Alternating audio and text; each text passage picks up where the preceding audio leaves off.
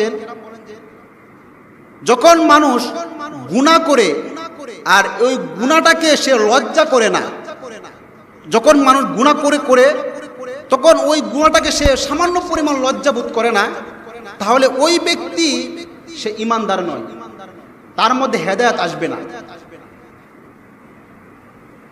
আর যখন সে গুনাহ করে কিন্তু সে এটাকে লজ্জা বোধ করে যে আমি গুনাহ কাজটা করতেছি, লজ্জা একটা বিষয়, তারপর আমি করতেছি, সে ঈমানদার হবে, হেদায়েত পেয়ে যাবে এক সময়। কিন্তু লজ্জা থাকতে হবে মানুষের। আর যদি আপনার লজ্জাই না থাকে, যদি আপনার মধ্যে হায়াই না থাকে, তখন তো জানোয়ার এবং মানুষের মধ্যে কোনো পার্থক্য থাকে না।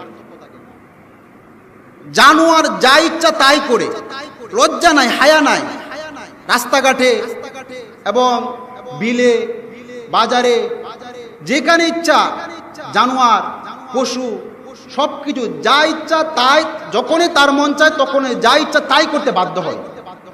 মানুষও কোনো কিছু বলে না, তার তো লজ্জা নেই।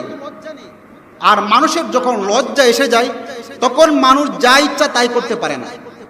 তখন মানুষ চিন্তা করে আমি হলাম একজন ঈমানদার ব্যক্তি, আমি হলাম একজন ঈমানদার ব্যক্তি, আমি লজ্জা তো অবশ্যই করতে হবে। লজ্জা একটা ঈমানের পাওয়ার।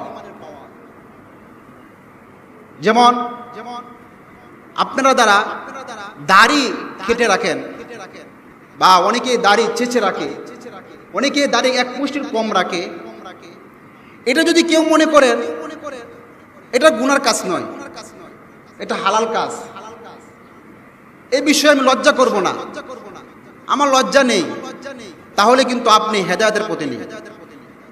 আপনি যে কোনো ব্যক্তি হন কেন না কেন, রাসূল দাড়ি হলো রাসূলের একটি সুন্নত। আর মানুষ কখন দাড়ি কেটে রাখে, যখন মানুষের ভিতর লজ্জা না থাকে তখন মানুষ দাড়ি কেটে রাখে, মানুষ দাড়ি চেঁচে রাখে, লজ্জা যখন না থাকে মানুষের মধ্যে। আর যখন হায়া চলে আসে তখন সে চিন্তা করে রাসূলের একটি সুন্নত, এটা আমার জন্য ওয়াজিব, দাড়ি অবশ্যই রাখতে হবে, আমার ভিতরে লজ্জা আছে, আমি একজন ঈমানদার ব্যক্তি, আমার ভিতরে হায়া আছে, আমি কেন দাড়ি কেটে রাখবো, আমি কেন দাড়ি চেঁচে রাখবো। রাসূল দ্বীনের জন্য এত কষ্ট করেছেন,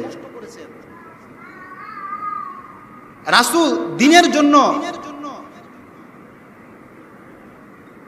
রাসূলের মুখে দাড়ি ছিল কিনা? রাসূলের মুখে দাড়ি ছিল। তা রাসূল যদি দ্বীনের জন্য তার মুখে দাড়ি রাখতে পারে, তাহলে আপনি আমার দাড়ি কি রাসূলের দাড়ি থেকে দামি? দামি না।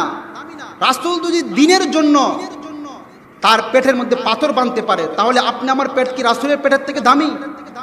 রাসূল যদি দ্বীনের জন্য তার গালের মাধ্যমে থাপ্পড় খেতে পারে, তাহলে আপনি আমার গাল কি তার থেকে বেশি দামি?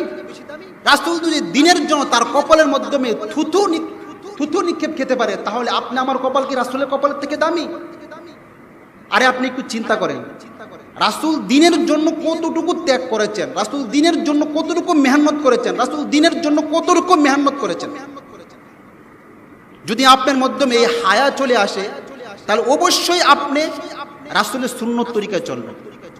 যদি আপনার মধ্যে লজ্জা থাকে, লজ্জা একটা খুব মারাত্মক বিষয়, যদি আপনার মধ্যে